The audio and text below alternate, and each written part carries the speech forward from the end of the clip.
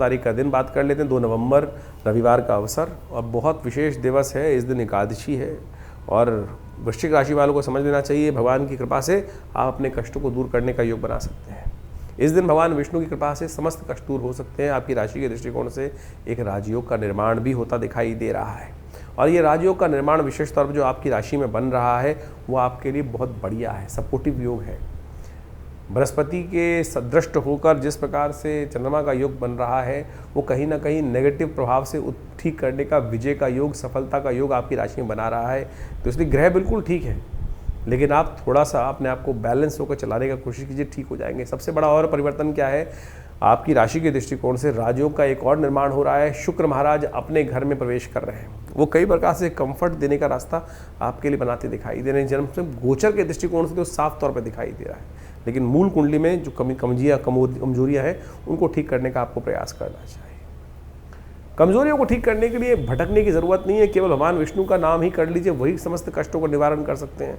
पिछले 4 महीने से भगवान विष्णु सो रहे थे, अब विष्णु जागने वाले हैं। देव उठनी एकादशी है। इस दिन कोशिश करें भगवान विष्णु को ढोल, नगाड़े, शंख इत्यादि उनका पूजन करें। हो सके तो तुलसी और भगवान विष्णु का सुंदर उस शालिग्राम शिला के साथ उनका पूजन एक साथ बैठ के कराएं, वो आपके लिए संपूर्ण कष्टों को निवारण करने वाला होगा। और इस दिन द्वादशी क्षय हो रही है, ध्यान रखिएगा। बहुत सारे लोगों ने द्वादशी के दिन, विशेष तौर पर एकादशी के दिन अंशुल साया मानकर बहुत सारे विवाह इत्यादि तक के नए मकान के आरंभ, ऑफिस का आरंभ करने के योग बना लिए हैं। इस दिन द्वादशी क्षय है दिल्ली के पंचांग के अनुसार से, और क्षय तिथि में कोई नया कार्य नहीं करना चाहिए, इस बात का ध्यान कर लेना चाहिए, नहीं तो विघ्न उसमें बहुत परेशान करते हैं। यदि कोई नया कार्य आरंभ करें तो सत्यनारायण भगवान की पूजा करें और भगवान विष्णु और तुलसी जी का पूजन बैठ के उसी दौरान करें, नहीं तो ये कष्ट जो है, जो कार्य है, नया कार्य आरंभ कर रहे हैं, उसमें कहीं ना कहीं विघ्न उपस्थित हो सकता है। एकादशी है और उसके साथ साथ द्वादशी क्षय हो रही है।